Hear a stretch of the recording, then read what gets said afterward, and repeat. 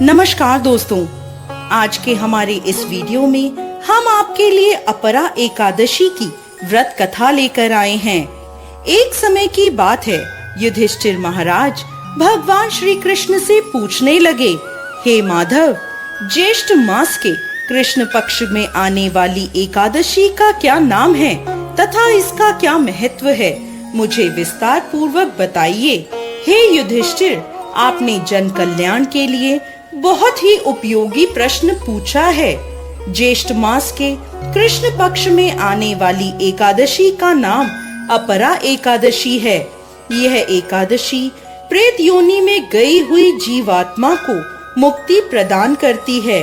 इसलिए इस एकादशी के दिन अपने पूर्वजों का ध्यान करते हुए व्रत का पालन करना चाहिए। पुरातन समय में महीध्वज नाम का एक महान राजा राज्य करता था। वो बहुत ही धर्मात्मा था। उसके राज्य में प्रजा सुख पूर्वक निवास कर रही थी। उनका छोटा भाई वज्रध्वज अत्यंत क्रूर और अन्यायी था। राजा महीध्वज की लोकप्रियता से वो बहुत चिढ़ता था और द्वेष के कारण एक दिन उसने एक ऐसा कुकर्म किया जिसकी कल्पना भी असंभव है।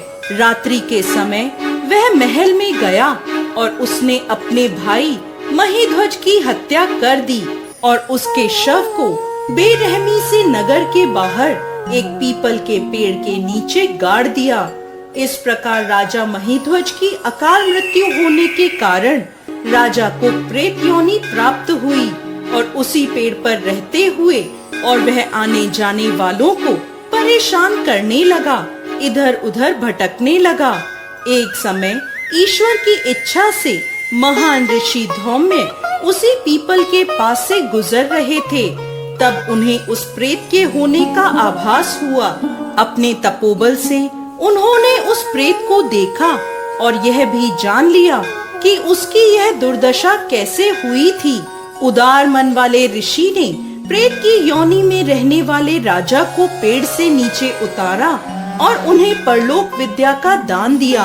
करुणा से वशीभूत होकर ऋषि ने राजा को प्रेत योनि से मुक्ति प्रदान करने हेतु अपरा एकादशी का अनुष्ठान किया और उन्होंने एकादशी का पुण्य फल राजा को अर्पित कर दिया। इस पुण्य फल के प्राप्त होते ही राजा महीध्वज की प्रेत योनि से मुक्ति हो गई और वह ऋषि को धन्यवाद देते हुए दिव्य विमान में विराजमान होकर वैकुंठ को चले गए।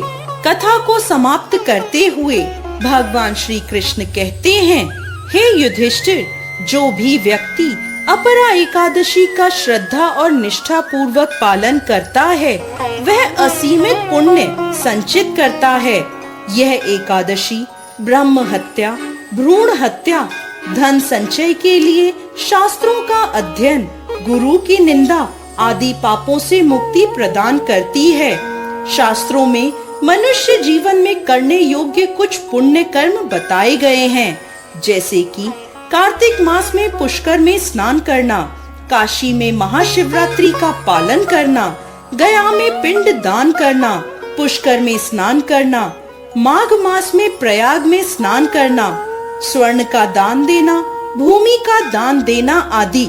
वर्तमान समय में जो व्यक्ति यह सभी पुण्य कर्मों को नहीं कर पाते वह इन सभी का फल अपरा एकादशी का व्रत और पूजन करके प्राप्त कर सकते हैं। व्यक्ति को अपरा एकादशी के व्रत का पालन पूरी निष्ठा पूर्वक करना चाहिए। जय श्री हरि विष्णु।